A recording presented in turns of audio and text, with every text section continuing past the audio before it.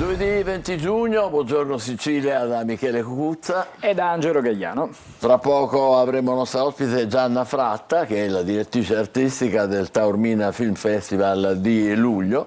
Poi andremo a scuola di cucina siciliana e ancora sentiremo come gli avvocati catanesi si mobilitano contro la violenza di genere. Ma prima la cronaca, la morte dell'imprenditore Angelo Onorato, c'è attesa per i risultati degli esami tossicologici. Nel frattempo la moglie Francesca Donato lancia un appello e invita al silenzio. Ho un macigno nel cuore, dice: pregate per me e per i miei figli. Quasi un mese dalla morte di Angelo Onorato, ma la nebbia che avvolge le circostanze del decesso non accenna a diradarsi. Così la moglie, l'ormai praticamente ex parlamentare europea Francesca Donato, lancia un appello affidato ai social. Un macigno nel cuore da portare in giro ogni giorno mentre affronto le inevitabili e pesantissime incombenze di ogni tipo dovute alla mia nuova situazione. Chi mi vuole bene preghi per me e per i miei figli, in silenzio, scrive la Donato su Twitter. Angelo Onorato è stato trovato morto il 25 maggio e ancora non c'è certezza, è stato omicidio o suicidio. Secondo l'avvocato della famiglia, Vincenzo Lorrè, la pista dell'omicidio dell'imprenditore resta aperta. Fino a che non saranno conclusivi tutti gli esami, come quelli tossicologici che potrebbero dimostrare come Onorato sia stato sedato, rimangono aperte tutte le ipotesi, dice. Gli investigatori continuano ad indagare, la famiglia chiede la verità su quanto successo, ma gli inquirenti per parte loro sono sempre più orientati invece proprio sulla pista del suicidio. Se è stato un suicidio devono spiegarci perché, ribattono i familiari. In un audio WhatsApp Onorato appare sereno fino a poche ore prima della morte. Dai file che la procura sta esaminando cerchiamo proprio di provare o di sapere comunque chi e se qualcuno lo stesse ricattando, dice ancora l'avvocato del re, e in qualche modo lo abbia indotto dunque a commettere il gesto. La procura, aggiunge il legale, sta lavorando molto bene e abbiamo fiducia negli investigatori. Parliamo del tempo, arriva Minozza e porta l'estate vera, punte di 40 gradi in Sicilia, oggi bollino arancione a Catania e a Palermo, ma il picco del caldo è previsto per domani.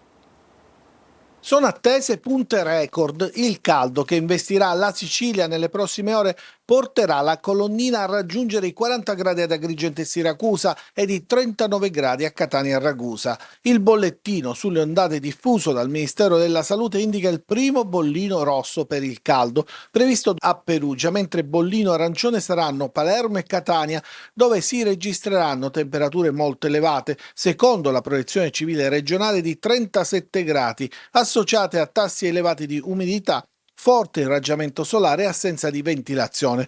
Un livello di allerta 2 che a Palermo nella giornata di venerdì si trasformerà in bollino rosso e il livello di allerta 3, il massimo previsto per le ondate di calore. Condizioni che rappresentano un serio pericolo per la salute, soprattutto per i soggetti più fragili come anziani, bambini e cittadini con patologie preesistenti. A lanciare l'allarme sulle ripercussioni del rialzo delle temperature sono stati gli esperti della Società Italiana di Medicina Ambientale. I comuni siciliani sono stati allertati quindi a predisporre tutte le azioni a tutela, soprattutto della popolazione fragile.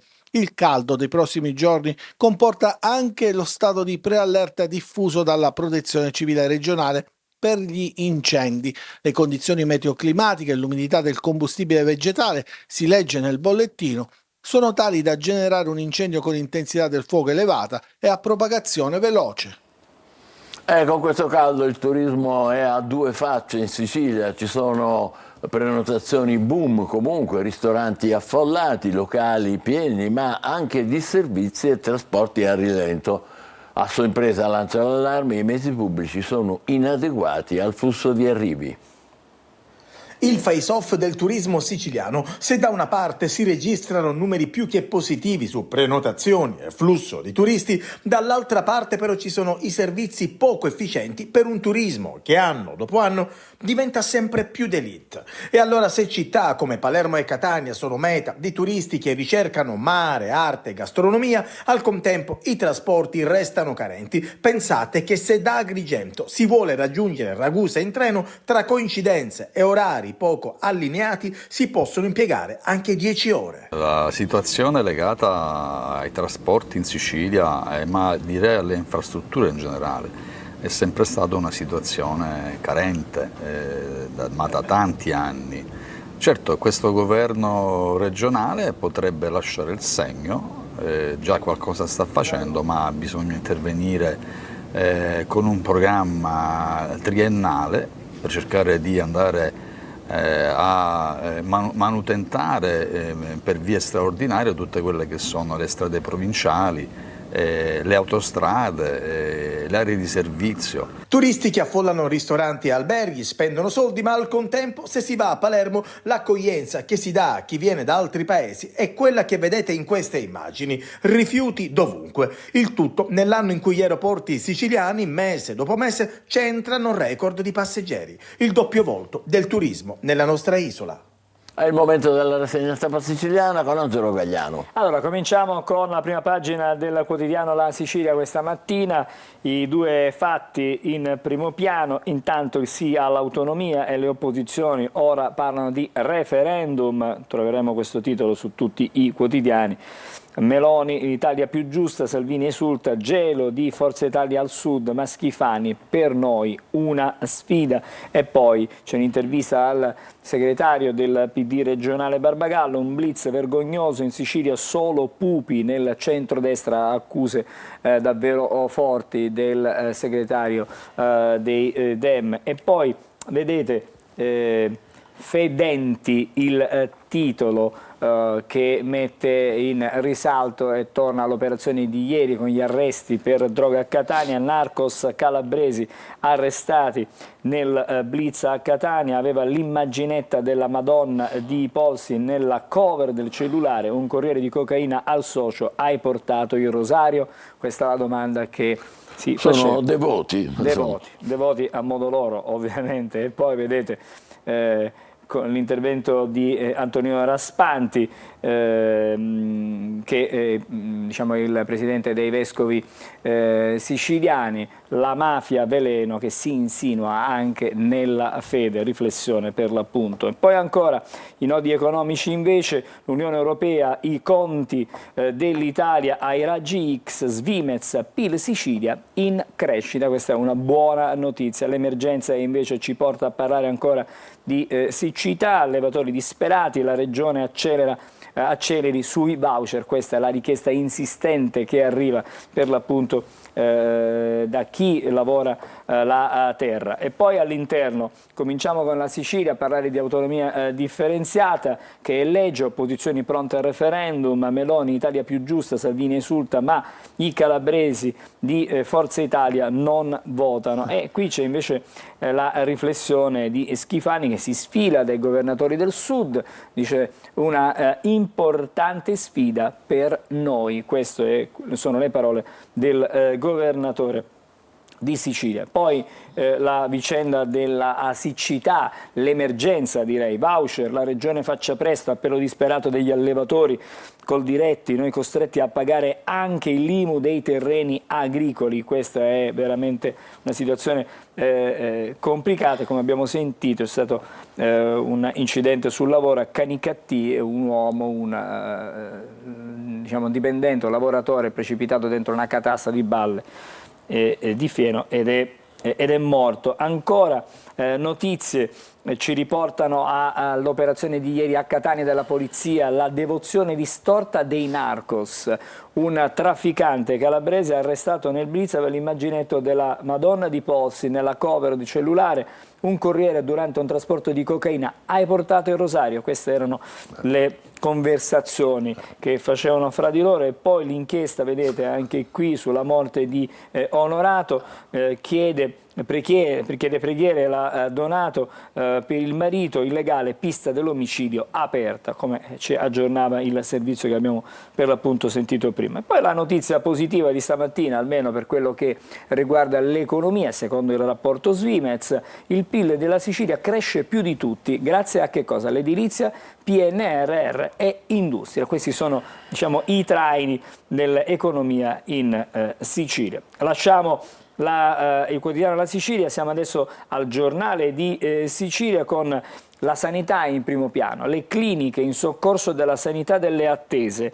In Sicilia abbiamo 4.000 posti letti pronti ad aiutare la regione senza costi aggiuntivi, le 87.000 richieste inevase di ricoveri o esami, e quindi sono le cliniche che si propongono per smaltire quello che è l'arretrato, ed è davvero tanto. Poi guasti e siccità, interi paesi a secco, nell'Agrigentino dei 20 milioni 6 sono destinati proprio alla provincia per pozzi e condutture, non va meglio nel Trapanese. Ci sarà oggi un vertice proprio alla regione, alla palazzo della regione con il presidente Schifani, per cercare di trovare una soluzione e comunque trovare delle risposte immediate. Poi varata la legge sia l'autonomia, le proteste, opposizione sulle barricate, parliamo di autonomia differenziata, le perplessità tra gli esperti sugli effetti nell'isola, si rischia un rischio competenze e anche un rischio sui fondi che apparterrebbero alla nostra regione. Nozze con botti e musica alta, arrivano i vigili urbani, questa è una storia tutta che arriva da Palermo, in via Villa Grazia, sono scattati sequestro e multa di 3.000 euro per questa coppia che festeggiava il matrimonio un po' in maniera più, diciamo, accesa, un eccesso nei festeggiamenti. E poi un richiamo e un omaggio alla nostra nazionale, visto che ci sono gli europei. Stasera c'è la partita con la Spagna, cuore, testa e gambe per battere la Spagna. Il CT Spalletti, abbiamo una voglia matta di fare vedere che anche la nostra squadra è importante. Gli azzurri già promossi se vincono contro gli iberici, ieri pareggio 2-2 nell'altra sfida del girone fra la Croazia e l'Albania. Queste dunque le notizie più significative della prima del Giornale di Sicilia. Andiamo a vedere invece Repubblica Palermo, che parla del turismo ed un'estate dei record minacciata però dalla grande sete. Autobotti per gli hotel, questo è il titolo, bed and breakfast in crisi, gli operatori temono le disdette. Questa è la situazione, la fotografia. Ho mandato via l'ospite del B&B perché i rubinetti erano asciutti, è la testimonianza di un albergatore, di un proprietario di un bed and breakfast. E poi lo Svimez, l'autonomia differenziata fermerà la crescita siciliana, quindi le buone notizie di questa mattina potrebbero già essere acqua passata, non superata da quanto approvato in Parlamento. Verso i ballottaggi, il campo largo non abita a Caltanissetta e quindi si parla di elezioni amministrative con il ballottaggio tra domenica e lunedì. È la sfida dei maturandi, no alla vita da 1.000 euro, questo dicono i ragazzi che ieri hanno affrontato la prima prova e che oggi si cimentano per l'appunto nel secondo test per la maturità. Adesso vediamo le pagine interne, vedete la siccità minaccia il turismo record, autobotti per gli hotel, in crisi bed and breakfast, gli operatori temono un'ondata di disdette delle prenotazioni a causa del dilagare degli allarmi per la mancanza d'acqua, le grandi strutture ricettive si attrezzano con maxi serbatoi e forniture idriche straordinarie, in difficoltà invece le case vacanze che sono quelle che in questo momento forse sono più accessibili per tanti turisti. SOS da Agrigento, dove i rubinetti sono in funzione solo un giorno ogni 8 e adesso i timori per gli incendi estivi. Poi c'è un caso che viene evidenziato a proposito sempre di turismo, le eolie in controtendenza, navi cisterne dissalatori, l'emergenza non fa più paura e quindi insomma c'è già chi ha provveduto, ha preso dei provvedimenti. Andiamo a vedere invece le altre notizie. La Sicilia, rischio autonomia differenziata, allarme di Svimez, la crescita si fermerà. L'Istituto di ricerca sul Sud segnala che nel 2023 il PIL è salito del 2,2%, merito degli investimenti pubblici. Oggi ci sarà una manifestazione regionale della CGIL contro la riforma Meloni-Salvini e intanto Mannino dice l'isola perderà 1,3 miliardi. Queste sono le stime. E ancora abbiamo parlato del ballottaggio a Caltanissetta, voto al veleno, il campo largo non abita qui, tra PD e 5 Stelle c'è uno scontro duro in atto per l'appunto a Caltanissetta. E ancora, prima di passare alla Gazzetta del Sud, parliamo di esami di maturità, il titolo "La sfida del popolo dei maturandi, non vogliamo guadagnare 1000 euro, il pupazzo Mascotti, il dizionario della nonna e la notte di vigilia passata a cantare per i maturandi siciliani". Sono circa 46.000 che in Sicilia stanno affrontando questo test. La Gazzetta del Sud, eccola qui, vediamo: "L'autonomia del Nord dal Sud è legge". Questo è il titolo diciamo che riguarderebbe tutta l'Italia.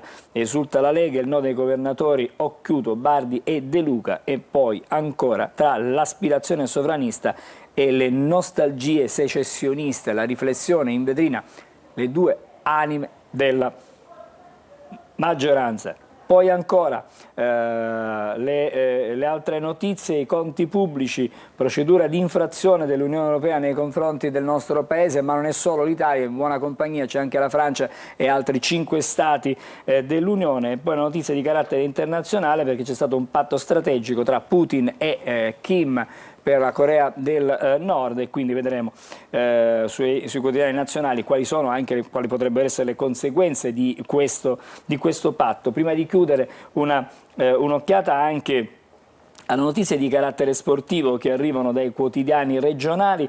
Più partenze che arrivi, parliamo di mercato ovviamente. Il Palermo di Dionisi rinuncia a big e giovani, via di sicuro Marconi e ancora Karunic, Henderson, Mancuso, Traoré, Koulibaly, anche l'Empoli fa i pretendenti di Brunori, la Sampdoria cerca Stula. Insomma, il Palermo in questo momento sta pensando più a cedere che ad acquistare, quasi certo il rinnovo di Segre fino al 2027. Gomez è uscito come Aurelio dalla lista degli under, dice di volersi guardare intorno. Insomma, questa è la situazione in casa Palermo. Veniamo a Catania con il quotidiano della Sicilia, con Giovanni Finocchiaro che ha una intervista con il presidente Pelligra, tecnico e EDS, dice Pelligra, sono due professionisti validi, riferimento è a Toscano e anche a Faggiano. La componente umana ha influito, abbiamo tante idee in comune, quindi nella scelta si è osservato non tanto le capacità tecniche e tattiche, comunque anche diciamo di portare a casa i risultati, ma anche quello umano. È arrivato appositamente il presidente del Catania per accogliere l'allenatore e rinnova il suo progetto di leadership per la stagione che sta per arrivare. Prima di salutarci con la rassegna stampa regionale, Messina, si avvicina il gong di mercato, va scelto il direttore sportivo per proiettarsi preparati. Cruciale anche la designazione del nuovo direttore generale. Questo è diciamo il quadro delle siciliane, alcune delle siciliane, parleremo anche più avanti di Trapani. Mi fermo qui con la rassegna stampa regionale. Breve pausa allora e tra poco la rassegna stampa nazionale. State con noi, buongiorno Sicilia.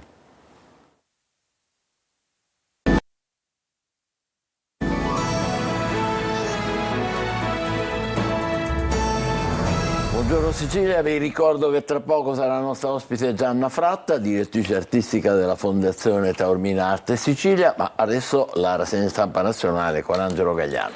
Prima pagina per cominciare di Avvenire, il titolo, vedete, Italia differenziata, la nuova autonomia regionale legge, Zuppi perché durino le riforme si fanno insieme, e quindi una frecciatina. E poi ancora Caritas, famiglie con bimbi, anziani soli e lavoratori precari sono le povertà emergenti. Il Presidente del Consiglio Meloni, il Paese è più forte, queste sono le sue parole, le opposizioni verso il referendum, resta il nodo dei livelli essenziali ancora da chiarire. E poi intanto per i conti pubblici, Bruxelles apre l'infrazione, il Tesoro accelera sul piano delle cessioni, Putin e Kim armati contro l'Occidente. C'è stato questo accordo, è stato sottoscritto, un'alleanza strategica con Mosca. E poi invece il dramma di Satnam, sfruttato e poi abbandonato, morte senza pietà.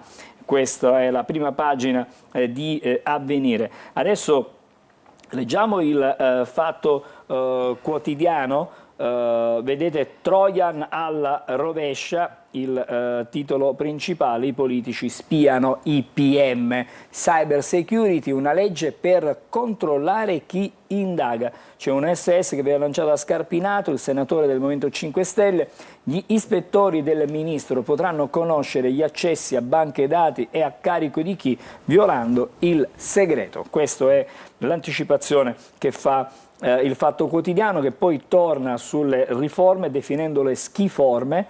Meloni esclusa in Unione Europea e sotto attacco da Forza Italia sull'autonomia. Queste dunque le riflessioni fatte stamattina dal Fatto Quotidiano. Adesso invece la prima pagina dell'Unità, la battaglia di Francia, il titolo, dobbiamo fermare i fascisti e spingere la ricchezza verso i poveri, parla il leader della sinistra. E poi ancora Tom il lampadiere, 20 anni fa moriva Benetollo. Ancora sempre prime pagine, Libero, stavolta è arrivata l'autonomia, è impazzita la sinistra, minacce di morte in aula, via libera definitivo alla riforma, esultano Zaia e Fontana, ma servirà anche al sud, una grillina alla Camera, ricordatevi Piazzale Loreto, queste parole pronunciate in aula. E intanto torna di nuovo Grillo sulla scena, stelle cadenti, Grillo commissaria Conte, la prima pagina di Libero, adesso la prima di Repubblica. Il titolo di apertura, referendum contro l'autonomia, la riforma del regionalismo, approvato dopo una maratona in aula il DDL leghista sul federalismo, le opposizioni unite, raccolta firme per abrogarlo e ricorso anche alla consulta. Zuppi della CEI, non hanno voluto ascoltarci, occhiuto di Forza Italia, rischio boomerang elettorale, la Commissione europea allarme su devolution e anche divari. Bruxelles intanto, infrazione per deficit, ora all'Italia serve un piano da 10 miliardi l'anno per rientrare da questo deficit. La maturità sulla prima pagina di Repubblica, stregati dall'esame, finalisti del premio scelgono il loro tema. E poi dall'estero, patto tra Putin e Kim, soccorso militare in caso di attacchi. Per il conflitto in Medio Oriente, Netanyahu a Gaza, guerra di civiltà, difendo anche l'Unione Europea. Queste sono le sue parole. La prima pagina della Stampa, l'apertura è proprio con il deficit e la procedura di infrazione dell'Europa contro il nostro paese, ma anche contro altri paesi europei, conto da 12 miliardi, Bruxelles apre la procedura contro l'Italia, Francia e altri 5 paesi, nomine in Unione Europea, Meloni attacca il Partito Popolare Europeo, autonomia, via libera alla Camera, la Lega un giorno storico, ma per l'accordo sui LEP serviranno anni ancora, così scrive la Stampa. Vedete poi la fotonotizia forte, morte di uno schiavo, riferimento al bracciante indiano morto nei campi, abbandonato per strada con un braccio praticamente staccato dal corpo. Questa è la sua, diciamo, quanto ha sofferto, la sua sofferenza. In Francia, sinistra contro Israele, così Le Pen cavalca lo sdegno popolare per lo stupro antisemita, la maturità, imperfetti quindi vivi, come insegna Leopardi. Questa è la riflessione questa mattina. Adesso vediamo sul Corriere della Sera, autonomia sì tra le proteste, il titolo principale del quotidiano lombardo, deficit, procedura dell'Unione Europea per l'Italia, altri 6 paesi sono coinvolti, Giorgetti nessuna sorpresa, la Lega esulta, critiche dai governatori del Sud e anche dalla CEI, le opposizioni, referendum contro la legge. Poi per l'Europa, Meloni e von der Leyen, quel voto non scontato, e c'è alta attenzione su Grillo, 2 partiti nel Movimento 5 Stelle, anche qui si parla dell'accordo tra Putin e Kim e la limousine, patto reciproco per la difesa, la morte di Satnam che perse il braccio e fu scaricato in strada.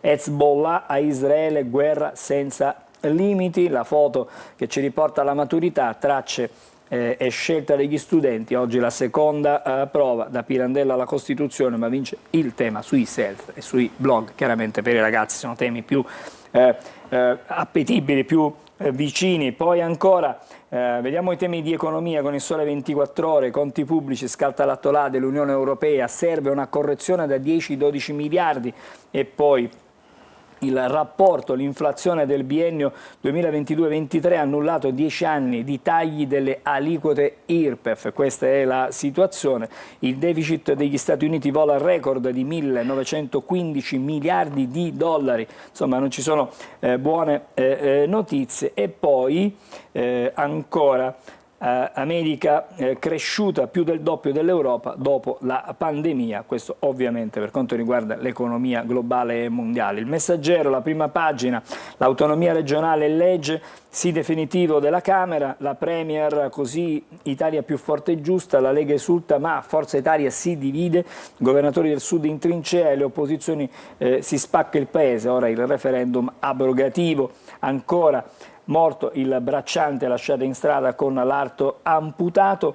Per quanto riguarda la Unione Europea, Gentiloni grazie al nuovo patto risanamento senza fare austerità. E poi dal rapporto Svimez c'è la sorpresa, Meridione cresce più del nord, la frenata del centro. Anche qui la stessa foto che abbiamo visto prima, la maturità dei selfie e dell'atomica. Adesso torniamo sulla prima pagina del Messaggero, un attimo di bontà, chiedo alla regia di attendere un attimo, eccolo qui il titolo che vediamo, la maturità dei selfie e dell'atomica, come dicevamo per quanto riguarda il Messaggero. Adesso la prima pagina del giornale che ha un virgolettato, ci saranno sorprese, sono parole chiaramente riferite dalla Meloni alla festa del giornale. La Premier in Europa partita aperta, rivendica il successo del G7 con i panzerotti.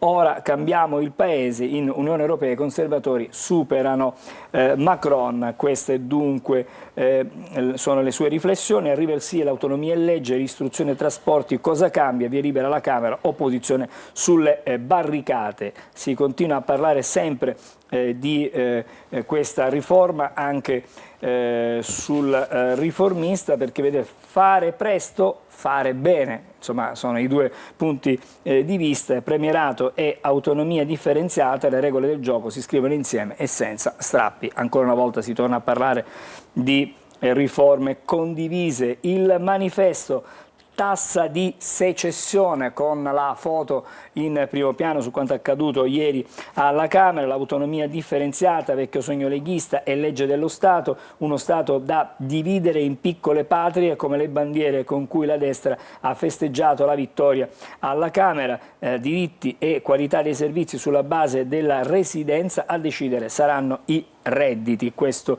è quello che scrive il Manifesto. Poi ancora Il Tempo, vedete, passa la riforma e poi tutti pazzi per l'autonomia, pazzi di rabbia, la sinistra rosica e chiede il referendum, ma furono loro ad aprire la stagione della devolution, pazzi di gioia, vittoria del governo, il Premier, Italia più forte e giusta, Salvini, meno sprechi e più servizi. Poi in Europa, manovre europee, doppio gioco dell'Ursula bis, Meloni, l'Unione Europea cambierà, così anticipa in qualche modo insomma quello che potrebbe essere l'Europa che verrà. E direi che abbiamo il tempo forse per un'altra prima pagina. Intanto vediamo La Nazione, sì all'autonomia, la sinistra parla già di referendum, il Parlamento approva la legge che amplia i poteri delle regioni, le opposizioni puntano al voto popolare contro il provvedimento. E poi è morto il bracciante, abbandonato. Prima di chiudere, il riferimento inevitabile ovviamente a stasera, la partita della nazionale di calcio. Canta Italia, se battiamo la Spagna vinciamo il girone. E poi vedete l'opinione, la fame di Scamacca e niente bischerate. Questo è quello che insomma il menù di stasera per cercare di portare a casa questi, alla Spalletti, esattamente, diciamo, questi 3 punti. Ci fermiamo qui. Benissimo, tra poco sarà con noi la direttrice dell'orchestra e pianista Gianna Fratta, che è da poco direttrice artistica della Fondazione Taormina Arte Sicilia. State con noi, buongiorno Sicilia. Ben ritrovati ai nostri telespettatori da Vanessa Minotti di Trebi Meteo. Anticiclone africano ancora protagonista per la giornata di giovedì su gran parte del nostro territorio. I cieli non saranno del tutto azzurri per il passaggio di sabbia sahariana, segnalo anche dell'instabilità all'estremo nord-ovest. Intanto in Sicilia ci attende un giovedì ampiamente soleggiato e stabile con appunto ampie schiarite. Come dicevo, transiterà della nuvolosità, i cieli non saranno del tutto azzurri per il passaggio di sabbia sahariana, venti deboli a tratti moderati con mari calmi o poco mossi, caldo come vedete davvero intenso con punte di 36-37 gradi. Per quanto riguarda poi la giornata di domani, contesto di stabilità atmosferica, il sole sarà il protagonista, venti deboli a tratti moderati con mari calmi o poco mossi. Anche per la giornata di venerdì il caldo sarà davvero intenso con punte fin verso i 38-40 gradi nelle zone interne, qualche grado in meno sulle coste. Tutti i dettagli sull'app di Trebi Meteo. Buongiorno Sicilia, diamo il nostro benvenuto a Gianna Fratta, direttrice artistica di Taormina Arte. Gianna Fratta è una direttrice d'orchestra importante, pianista, ha girato tutto il mondo, poi ci racconterà magari qualche particolare. La Fondazione Taormina Arte Sicilia, come sapete, realizza un festival multidisciplinare, cinema, teatro, musica, danza, e il fiore all'occhiello, uno dei fiori all'occhiello, è il Taormina Film Festival che si terrà dal 12 al 19 luglio. Complimenti! Grazie. Quanta roba, eh? Sì, una istituzione storica di questa regione e abbiamo tantissime attività che faremo soprattutto nel mese di luglio e agosto. Come lei ha anticipato, il Festival del Cinema è sicuramente una delle manifestazioni più importanti, durerà una settimana abbondante, l'annunceremo a brevissimo nella conferenza stampa del 28, avremo grandi star internazionali, attori, attrici e tante anteprime mondiali italiane di film e moltissime attività collaterali, spettacoli, musica in tante location, oltre che nel bellissimo teatro antico ovviamente, anche in tutti gli altri spazi della città. Quindi pensiamo di animare con musica, cinema ovviamente principalmente, red carpet e tutto quello che c'è intorno al festival. Ma non ci sarà soltanto il festival del cinema, ci sarà teatro, ci sarà danza, è vero? Sì, abbiamo molti eventi previsti sia durante il Festival del Cinema, quindi ogni sera prima delle proiezioni ci sarà uno spettacolo o di musica o di teatro legati in qualche modo al cinema, e poi nel mese di agosto faremo concerti in anfiteatro, appunto sarà un cartellone molto vario, posso anticipare ci sarà Didi Bridgewater, Vinicio Capossela, insomma grandi nomi adatti a un luogo qualche così bello. Per il Festival del Cinema non li posso fare perché ci saranno grandi star di Hollywood, questo lo possiamo dire. Grandi star di Hollywood? Sì.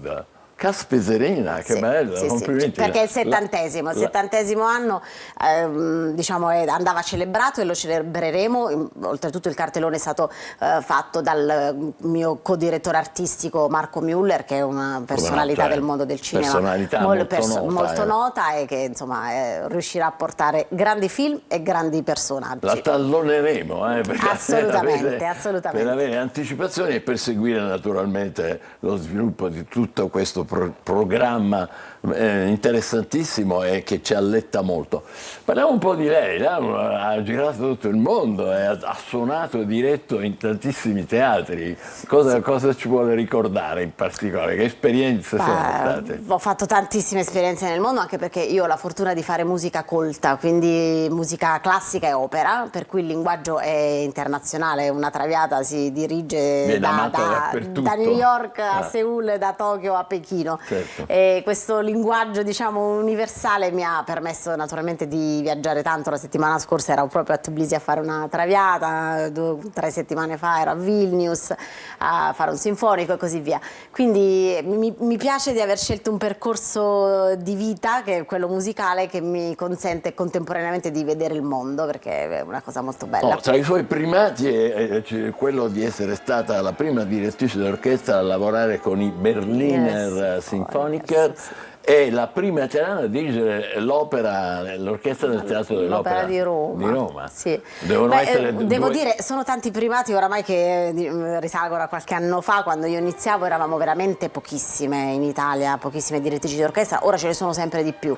Però sono primati anche che belli a livello personale, però anche un po' sconvolgenti, no? Cioè il fatto di essere la prima donna in orchestre storiche vuol dire che veramente c'è un grande percorso da fare per le donne in questo campo, quindi è stato particolarmente complesso. Quindi lei ha aperto un po' la strada. Sì, sì, io e molte mie colleghe, quando abbiamo iniziato oramai una ventina d'anni fa, sì, eravamo veramente poche, non c'era proprio l'abitudine di vedere una donna sul podio. Il suo amore com'è nato, questo amore? Meno male è nato quando ero piccola e non capivo che era un mestiere da uomo, perché io la prima volta che ho sentito, studiavo pianoforte in conservatorio a Milano, e la prima volta che ho sentito un'orchestra dal vivo ho pensato come doveva essere bello stare in quel metro quadro di podio lì al centro. Ho deciso di fare questo e sono contenta di averlo deciso a 9 anni. Probabilmente lo avessi deciso a 16-17 mi sarei tirata indietro, perché avrei pensato no, ma il direttore, il maestro è un uomo.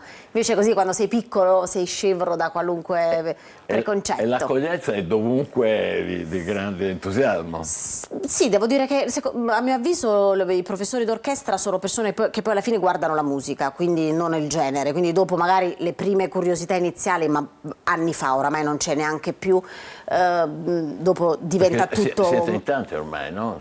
Tante è una parola un po' grossa, no, in tante no, siamo in poche, Qualcuna ma in comunque più. qualcuna in più, esatto. Qualcuna in più. Sì. Avevano inaugurato 2 enti lirici, la Fondazione Elena di Verona con il Flauto Magico e il Teatro Lirico Giuseppe Verdi di Trieste con Manon Lescaut. Sì, quest'anno sì, è stato dei 13 enti lirici, diciamo, io ne ho inaugurati 2, quindi sono contenta perché è un primato, per la prima volta possiamo dire, non solo tra donne, ma è un primato in assoluto, quindi diciamo questo è bello, perché certo. È un titolo sicuramente di merito, insomma, mio, e ne sono contenta. E cosa ricorda in particolare? Quali momenti ha?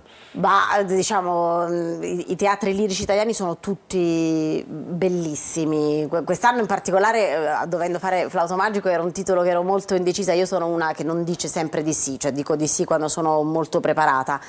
Ero molto indecisa perché era da tanto che non studiavo, non riprendevo bene il tedesco, e quindi però alla fine poi mi sono messa da ottobre a gennaio, mi sono fatta una bellissima full immersion di tedesco, e quindi poi è stato il risultato molto bello, abbiamo avuto delle bellissime critiche. Lei trova che i giovani, le giovani generazioni siano appassionate altrettanto quanto lei della musica colta e diciamo dell'opera, come diciamo noi? No, è sicuramente un linguaggio complesso che appassiona persone di fascia d'età abbastanza matura, perché un'opera è come leggere un romanzo di Dostoevskij, è complesso, è un linguaggio complesso, c'è gente che canta, c'è fotografia, c'è musica, c'è recitazione, se non sei preparato non capisci le parole, quindi non capisci la storia. È un linguaggio che richiede una preparazione. Quello che trovo che si potrebbe fare meglio è proprio l'attività di formazione, non perché un bambino di 7 anni debba essere portato a vedere un'opera di Wagner, non è il caso, non è giusto, non è importante che lo faccia. Potrebbe anche piacergli però, È difficile, è difficile. Lei darebbe a un bambino di 7 anni da leggere Guerra e Pace? No, potrebbe piacergli, sì, ma forse però no, anche forse no. Solo qualche brano.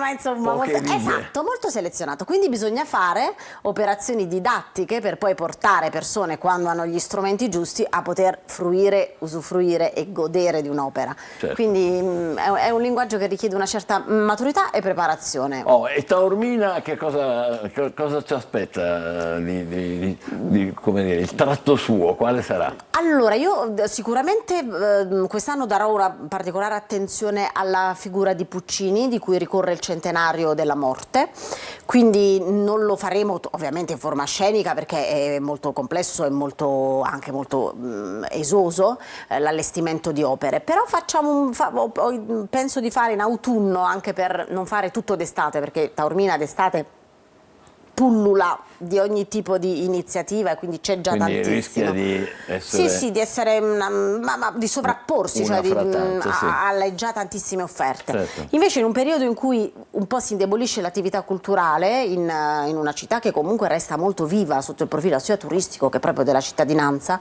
pensavo di fare ogni sera parlare, spiegare, cantare, suonare un'opera di Puccini facendole tutte, in modo tale che sarà una cosa un po' unica, perché racconteremo e canteremo dalla prima opera, da Edgar fino a Turandot, tutte le opere di Puccini. Fantastico, sì, sarà un'operazione, una specie di scuola, una full immersion, sì, nella produzione pucciniana. Invece per quanto riguarda, non so, danza, gli altri generi, qualche altra anticipazione? Faremo sicuramente dunque di teatro c'è tanto, c'è già da luglio, facciamo uno spettacolo sulla Callas in cui raccontiamo e suoniamo, è un'operazione molto bella perché è una pièce teatrale in cui parliamo della vita della Callas, ma sentiremo la voce della Callas diciamo privata degli strumenti che l'accompagnavano, invece accompagnata dal vivo dagli strumenti. Quindi ci sarà la voce della Callas, l'attore e poi ci saranno gli strumentisti che suonano. Di danza abbiamo faremo uno spettacolo ad agosto con i Cataclò di danza acrobatica, che però danza sulle stagioni di Vivaldi e di Piazzolla. Quindi diciamo stiamo cercando di fare operazioni colte ma anche di appeal, diciamo per tutti. Come no, sì. come no. Bene, complimenti. E per quanto riguarda il cinema non vuole dire altro? No. Non si fa. Ma il cinema dobbiamo aspettare il 28. Il 28 c'è la conferenza stampa. Le star di Hollywood. Saranno importanti, saranno saranno 2 o 3. Saranno 3 grandi nomi di Hollywood. Fantastico. Sì, sarà. Sono 70 anni, bisognava celebrare bene. Vabbè. Miller, Saremo lì, sarete lì il 28 a darci tutto lo spazio che meriterà il Festival del Cinema. Felici di averla come direttrice. Complimenti a Gianna Fratta, direttrice artistica di Torminate, buon lavoro. Grazie. E a presto. Grazie per essere stata con noi. Adesso facciamo una breve pausa e tra poco ci occuperemo di cucina siciliana. State con noi.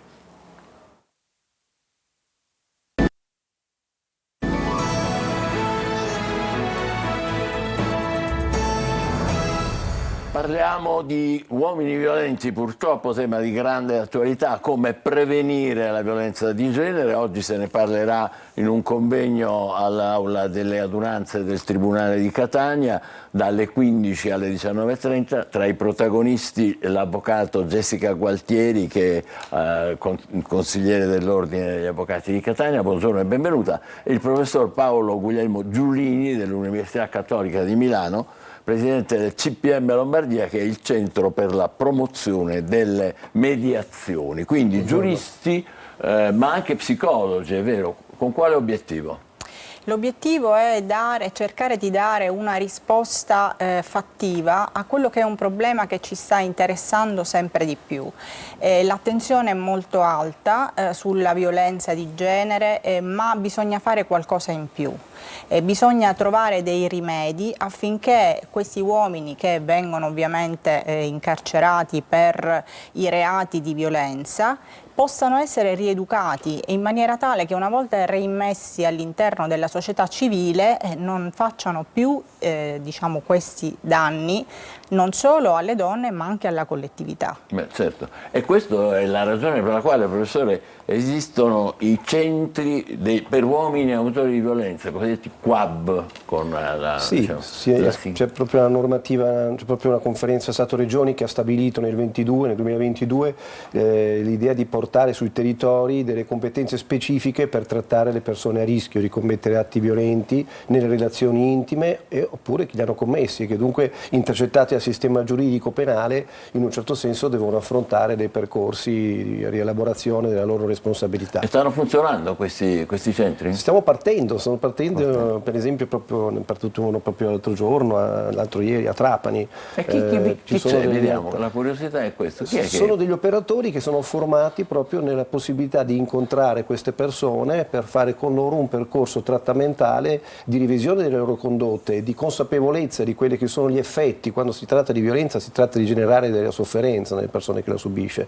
Riuscire a entrare in contatto a livello empatico con questa sofferenza è uno dei lavori che gli operatori di un servizio di questo tipo fanno con gli utenti. Quali sono gli utenti? Gli utenti, oltre ad essere quelli, come diceva prima l'avvocato, che provengono dal sistema penale, in un modo o nell'altro ci sono tutte le misure alternative, per esempio, che offrono questa opportunità opportunità, ma anche il carcere, sono anche utenti per esempio nella vita di tutti i giorni, cioè persone che non hanno commesso dei reati. Per esempio l'ipotesi, diciamo, quella che è una sfida importante di questi servizi è la prevenzione primaria, e noi abbiamo una legge importante in Italia che è quella dell'ammonimento del questore, dove si può inviare proprio una persona ai primi momenti, insomma al primo scoppio di una lite che possa diventare o possa arrivare alla violenza, presso dei servizi specifici per fare un lavoro di rielaborazione e gestire questo Ma rischio. funzionano questi strumenti che ci sono legislativi? L'ammonimento, delle volte ci si lamenta, si dice bisognerebbe avere delle misure più stringenti. Allora, la normativa è una normativa abbastanza recente, i primi risultati si stanno cominciando a vedere ovviamente, ma dobbiamo esaminarli anche in un periodo più lungo. Per fare questo è necessario ovviamente che ci sia una rete di azione tra professionisti, giuristi, psicologi, ma anche tra le istituzioni.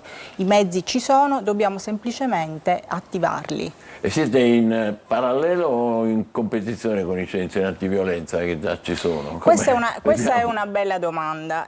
Siamo due facce della stessa medaglia, perché da una parte è necessario ovviamente dare assistenza alle donne vittime di violenza, dall'altra parte, come ho già detto prima, è necessario che gli uomini autori di violenza siano rieducati e quindi messi nella condizione di non reiterare nei loro comportamenti. Professore, lei annuiva compiaciuto. Siamo nella stessa, io credo che sia molto importante la sua domanda, perché c'è ancora un po' diciamo degli attriti che sono più sul piano ideologico, ma che si possono sicuramente stemperare, e già alcuni territori lo stanno facendo in maniera importante. La collaborazione deve essere totale, cioè un modello integrato per riuscire a intercettare la violenza, che metta insieme a 360 gradi risorse, quelle giuridiche appunto professionali come la magistratura, le forze dell'ordine e la società civile, con le capacità di produrre progettazione proprio anche per incontrare queste persone, trattarle, gestirle e creare anche un sistema di messa in sicurezza, perché credo che questo sia uno scopo che noi abbiamo in comune con i centri antiviolenza. Ed è un problema non da poco, perché ricordiamo che in Italia tra soltanto questi primi mesi ci sono 88 già femminicidi, no? Mentre che sono di meno, cioè un calo del 24%. Uno dice che bello, stiamo di meno. Sì, ma l'anno scorso erano 118 sono state le vittime, e quest'anno soltanto in questi primi mesi abbiamo avuto 88 casi, quindi come dire è un fenomeno gravissimo. Ma questo è solo quello che emerge. Questo è solo quello che emerge. Perché poi c'è un substrato invece che non emerge di violenza di tutti i generi, perché c'è violenza psicologica, c'è violenza economica, c'è violenza anche di altro genere che rimane invece sommersa, e quindi può dar luogo invece a dei comportamenti che poi sfociano ovviamente nel reato di femminicidio, ma che comunque vanno prevenuti e vanno curati prima che arrivino all'evento estremo. L'idea è, come dire, bellissima e suggestiva, ma riuscire a coinvolgere queste persone non deve essere facile. Non vengono volentieri nei percorsi trattamentali, è uno degli aspetti importanti di chi anche è formato. Si vergogna magari, anche volendo farlo. Oppure non si ritiene se non è obbligato, magari. Sì, esatto, diciamo che si può ritenere dalla parte della ragione anche questo, perché c'è una subcultura pregnante di questo tipo macista che viene dalla nostra storia da 2000 anni ad oggi, per cui questo ruolo un po' contamina anche la difficoltà di un uomo di accedere, di sentirsi responsabile e accedere a una richiesta di aiuto. Però credo che già la legge porta da degli esempi in cui c'è l'ingiunzione, una sorta di obbligo a farsi trattare. Per esempio pensiamo alla pena sospesa, che in questi casi può essere concessa la pena se uno partecipa. Sì, in questo momento c'è questa nostra, noi stiamo lavorando moltissimo con questi invii per pena sospesa, con l'obbligo del trattamento. È chiaro che per noi operatori non è semplice proporre un trattamento a una persona che arriva non così particolarmente volentieri, accede a questo con tutta una serie di diffidenze e difficoltà, per cui per noi è proprio importante formare personale capace anche di creare una motivazione a queste persone, a riflettere sulle loro potenzialità violente oppure su quello che hanno effettivamente commesso. In questo convegno di oggi, ripeto, alle 3 del pomeriggio al Tribunale di Catania ci sarà il professor Giulini che insegna alla Cattolica di Milano ed è presidente del CPM del vostro centro per la Lombardia. Poi la dottoressa Scavo, che è procuratore della Repubblica al Tribunale di Catania, è stata, Antonello Arculeo, psicologo, perché credo che la psicologia debba avere un posto importantissimo in tutto questo.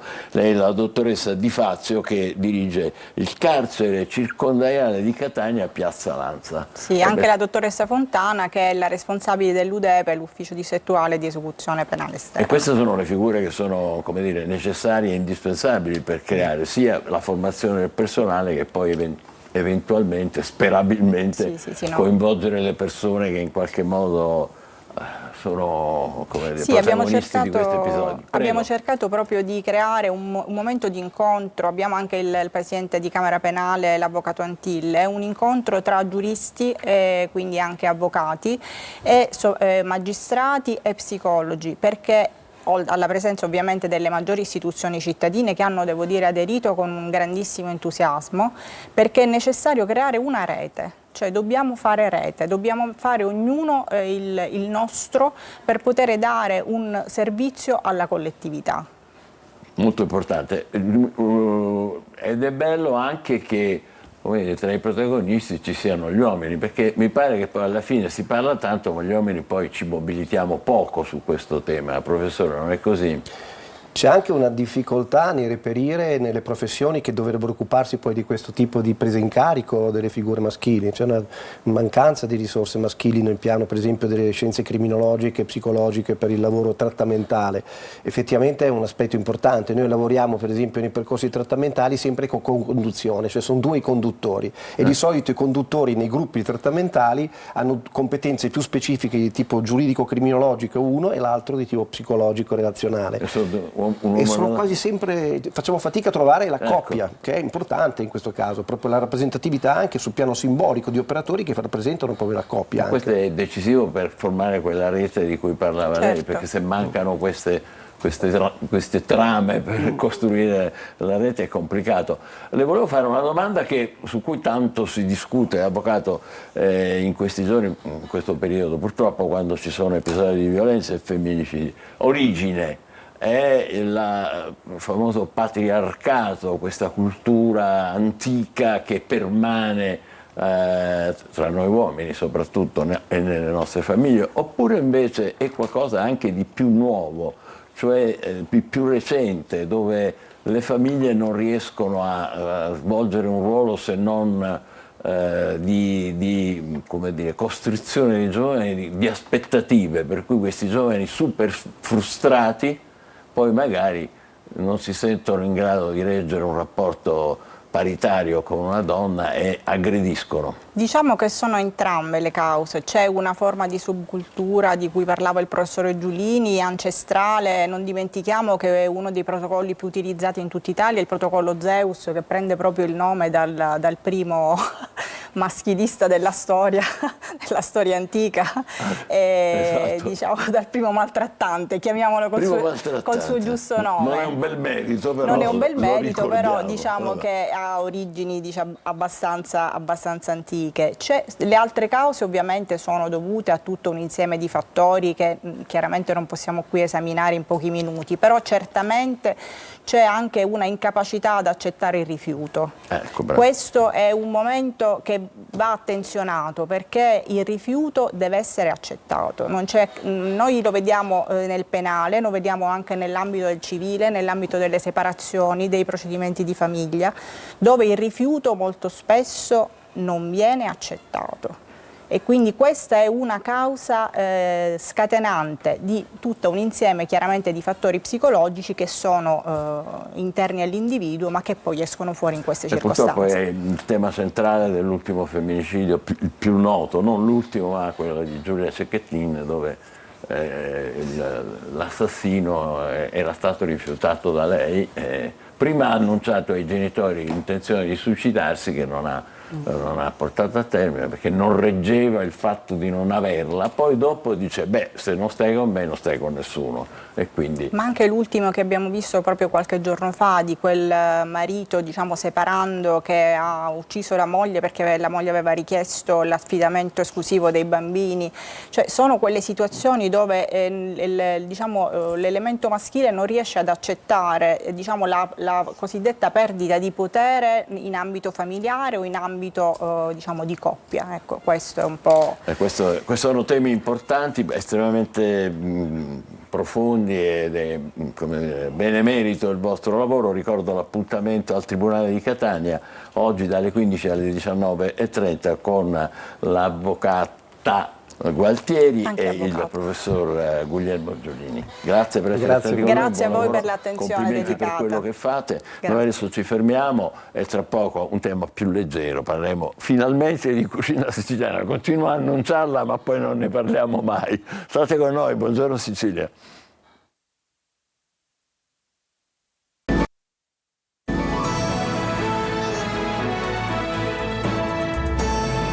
Parliamo di cucina, buongiorno Sicilia, con Rita Monforte, chef che è famosa in tutta Italia per aver partecipato a Masterchef Italia, poi ha fatto parte della brigata di una cucina stellata di un importante ristorante a Taormina, ha ricevuto riconoscimenti vari, è paladina dei cibi sani e delle ricette salutari e ha scritto con Deborah Scalzo, che è già stata nostra ospite, scrittrice siciliana, Ai vostri ordini.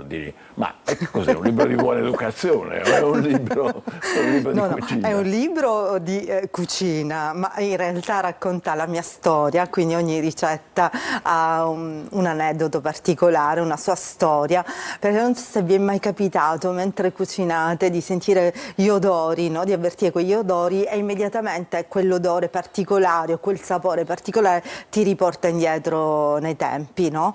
Quelle esperienze vissute. Nel mio Bellissima caso... questa associazione Esatto, ricetta, quindi proprio ogni esperienza. ricetta ha un suo perché. Ma ci fate un esempio per favore, un'anticipazione. Ricordo che l'editore è Santelli di questo libro, Ai vostri ordini. Prego. Allora, faccio un piccolo spoiler del libro perché lo troverete nel libro. Per esempio, Ci fa piacere, noi vi diamo la copertina qua. Ok. Allora, per esempio le polpette di pane, no? Che adesso va tanto di moda il discorso della cucina circolare, quindi del recupero, quindi questo è una delle cose fondamentali del mio approccio alla cucina. Quindi le polpette di pane, ricordo quando ero piccola, cioè io provengo da una famiglia modesta, quindi è numerosa tra l'altro, quindi 6 figli, monostipendio, quindi si doveva a un certo punto stare attenti all'economia, mamma doveva stare attenta all'economia. Ricordo che io fino a età adolescenziali pensavo che le polpette non fossero di carne perché eravamo abituati a mangiare le polpette di pane, però era un modo per sostenere la famiglia e quindi del riciclo che oggi va tanto di moda, ma quindi la cosa che un tempo magari io la soffrivo, no? Perché vedevo i miei coetanei mangiare le polpette di carne, io le mangiavo di pane, quindi sentivo la differenza. Oggi invece è diventato un pregio poter riutilizzare, no? Gli avanzi che restano. Ma uno dei suoi piatti comprende le polpette di pane? Uno dei miei piatti sì, però diciamo che in maniera evoluta, quindi con delle creme, con hanno delle preparazioni che ok, la base principale è anche il pane duro, quello che resta del giorno prima, quello avanzato, quello che non si butta, e quindi riutilizzarlo in maniera nuova e innovativa. Certo, questo è l'orario veramente della prima colazione, però noi approfittiamo per chiederle qualche suggerimento di qualche piatto su cui potremmo, come dire, cimentarci noi e gli ascoltatori. Esatto, allora a me piace, io ho una cucina un po' elaborata, non esiste una cucina semplice. Quando ti dicono mi suggerisci un piatto semplice, la cucina non è semplicità se vuoi fare le cose bene, perché per me un piatto è un'opera d'arte e come tale deve essere trattato. Un'opera d'arte. Sì. Dal punto di vista gustativo ma anche dal punto di vista estetico, quindi devi stare attento anche agli abbinamenti. Ma comunque uno dei piatti semplici, per esempio, che io suggerisco è un piatto di spaghetti al pomodoro, che è anche facile, con la polvere di bucce di pomodoro. Quindi cosa succede? Ecco, noi spesso siamo abituati a spellare il pomodoro e buttare la buccia.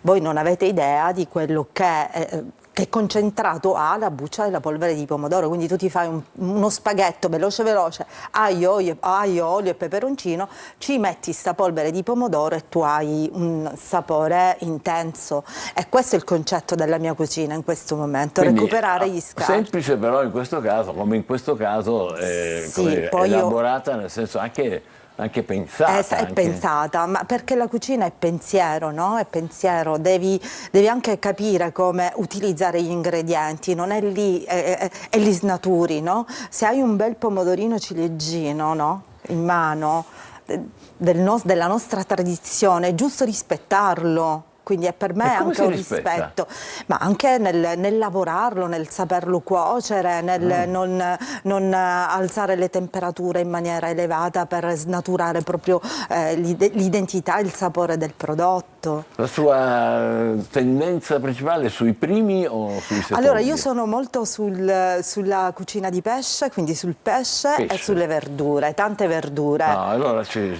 dica. Quindi anche una cucina molto vegetariana. Fantastico.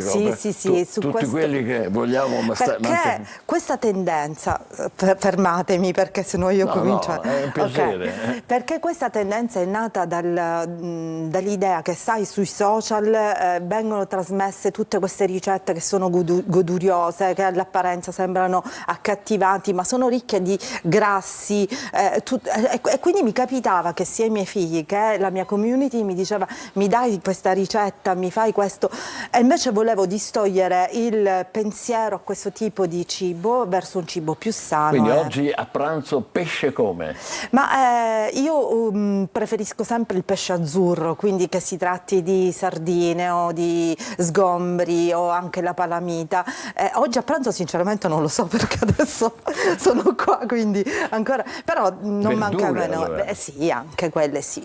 O magari qualche couscous di verdure, sì, quelle non mancano mai.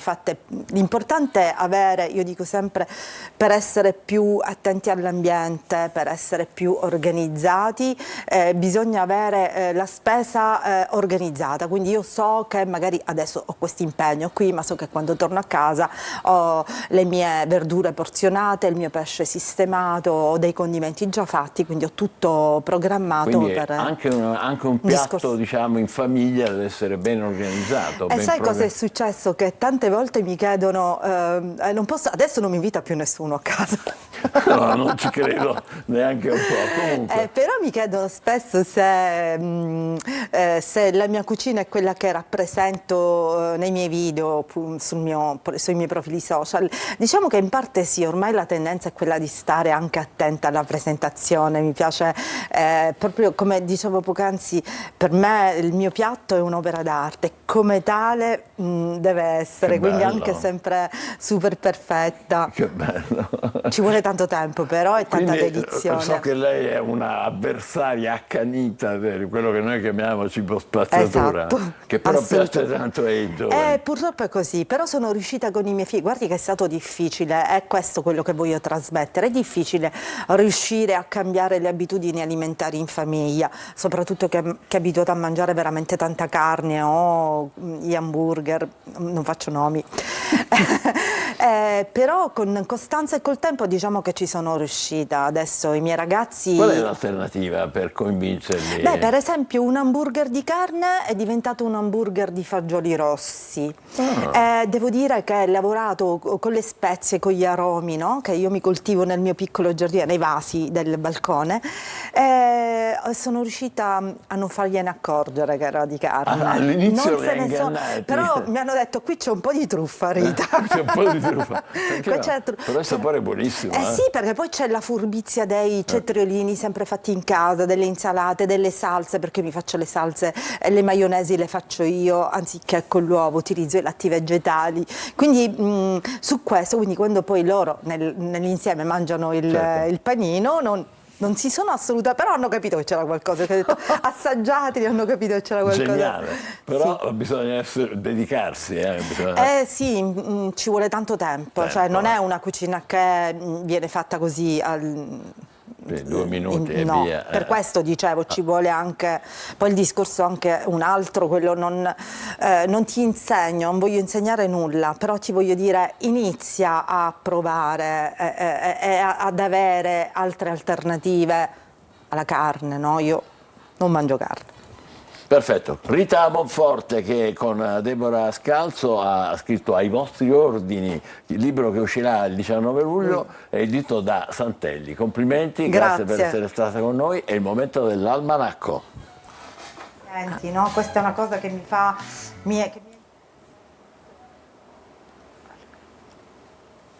Arriva l'almanacco. Arriva l'almanacco. Oggi, 20 giugno, è la giornata mondiale del rifugiato.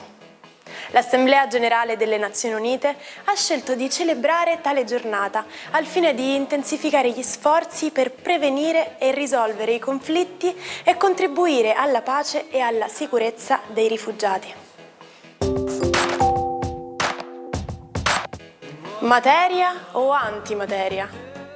In fisica l'antimateria è la materia costituita da antiparticelle, corrispondenti in massa alle particelle ordinarie, ma aventi alcuni numeri diversi a caratterizzarli, come la carica elettrica di segno opposto.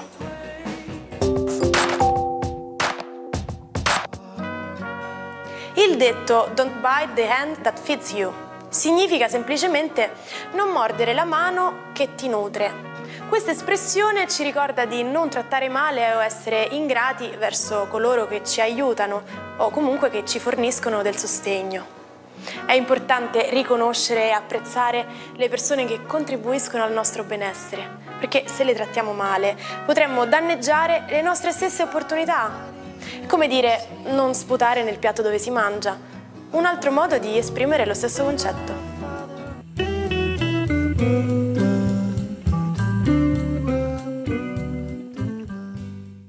Ci ha insegnato il nostro Marco Amato alle prese con il suo magnifico caffè, beato lui, e poi con una tazzina dorata, solare direi quasi.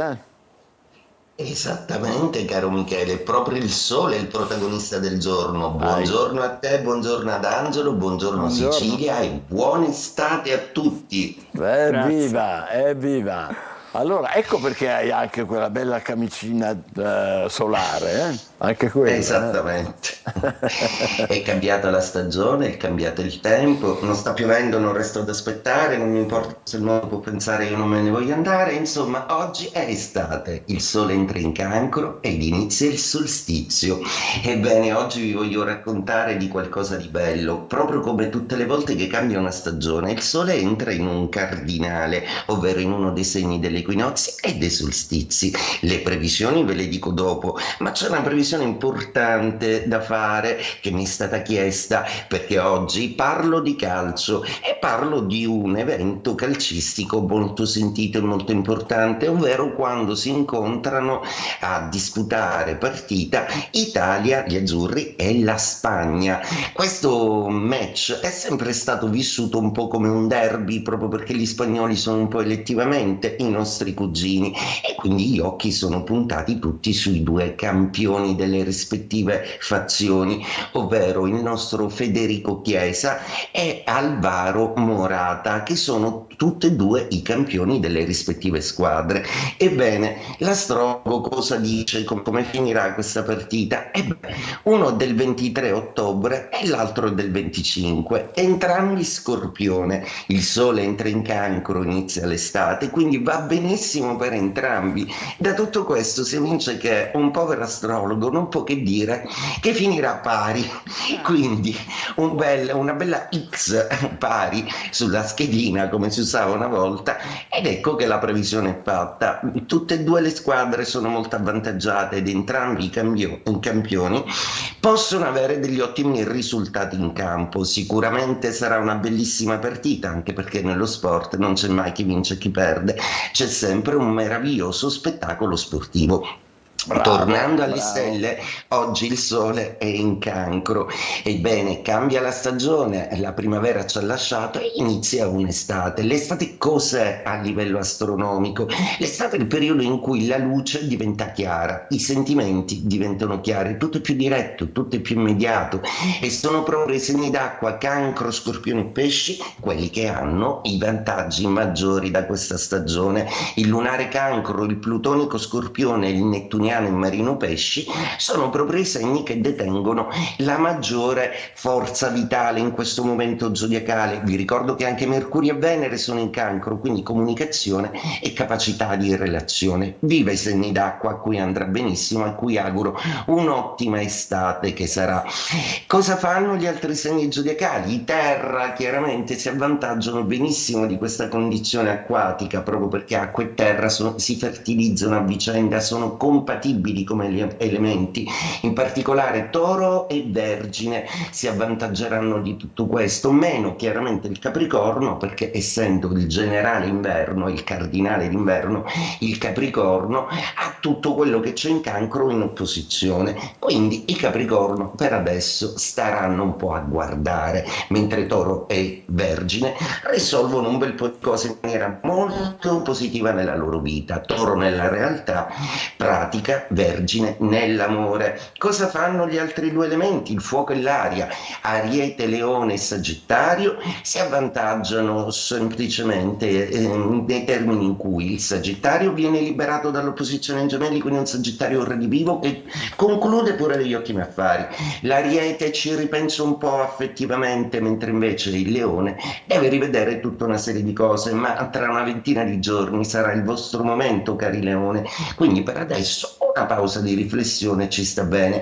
E per ultimi gli Aria, che con le dolcezze d'acqua non sono molto compatibili, ma va bene ai Gemelli in termini economici, perché tutto quello che c'è in Cancro diventa pratico per loro. I Bilancia invece piangono un po' mille notti di perché con i loro ex e le loro romanticità, ma sta per succedere una cosa bellissima ai Bilancia, che si rinnamorano. Coraggio. Gli Acquario sono ben felici di essere esentasse, proprio perché la distanza planetaria dei pianeti li rende assolutamente romantici e beati nella dimensione che hanno già conquistato. L'Acquario per adesso non ha bisogno di nulla. E detto questo, con l'oro del sole e la solarità della mia camicia, vi auguro una splendida estate. Buona estate Sicilia! Viva, buona estate anche a te, solare naturalmente. Diamo ancora un'occhiata ai giornali? Sì, c'è una notizia che riguarda il mondo della tecnologia, perché è curioso questo titolo: tutti pazzi, ma proprio pazzi di invidia. Prezzi folli per i chip e 18 mesi di attesa. Pensa che Musk dice che è più difficile trovare la droga che questi, cioè più difficile lui trovare. È un esperto di queste cose. E pare che produrre un H100, che è un chip particolare, costa $3.000 e in vendita a 30.000 e su eBay si trova a 100.000. Cioè praticamente ormai la guerra dei chip è iniziata. Ecco, mamma mia. Torniamo indietro nel tempo invece. Era il 20 giugno del 65 quando la Ferrari ha vinto per il stesso anno la 24 ore di Le Mans, la famosa gara di automobilismo che si svolge in Francia. Eccola qua. 20 giugno del 1975 esce nelle sale statunitensi il film thriller Lo squalo, diretto da Steven Spielberg. La pellicola che renderà famoso il regista ovunque diventerà presto un cult movie, ottenendo un enorme successo in tutto il mondo e verrà considerato il padre dei blockbuster estivi statunitensi. 20 giugno del 76, un anno dopo, si tengono le elezioni politiche per la 7ª legislatura italiana e si tratta della prima elezione aperta ai diciottenni che diventano i nuovi maggiorenni, secondo la legge entrata in vigore l'anno precedente. Le elezioni porteranno nuovamente al governo la DC sotto la guida per la terza volta di Giulio Andreotti. Il 20 giugno del 1978 l'Italia aderisce alla Convenzione di Berna, la cui prima firma risale molto tempo prima. Il trattato conferisce il riconoscimento del diritto d'autore su un'opera d'ingegno. Il termine di base è di 50 anni dalla morte dell'autore. A marzo del 2012 le nazioni aderenti a questa convenzione per il diritto d'autore saranno 165. Arriviamo al 20 giugno del 1990, dopo 41 anni il Parlamento tedesco decide di spostare la capitale da Bonn a Berlino. Lo status di capitale verrà subito riconosciuto, ma lo spostamento effettivo della sede parlamentare avverrà soltanto 9 anni dopo nel palazzo del Reichstag, che è stato appositamente ristrutturato. E poi il 20 giugno del 2012, durante la presentazione ufficiale di Surface, una cosa curiosa, parliamo ancora di tecnologia, il primo tablet di Microsoft, di fronte ai giornalisti di tutto il mondo il device si blocca praticamente e le immagini del volto imbarazzato di Steven Sinofsky, mentre maneggia il tablet che era privo di vita, fanno il giro del mondo. La stessa cosa toccò a Bill Gates, pensa, quando Windows 98 andò in tilt in diretta mondiale. Quindi le magre figure capitano a tutti. 2015, allora, Baby K e Giusy Ferreri rilasciano Roma Bangkok, sono qua queste due. Si tratta del primo singolo della rapper Baby K a raggiungere la prima posizione della top singoli.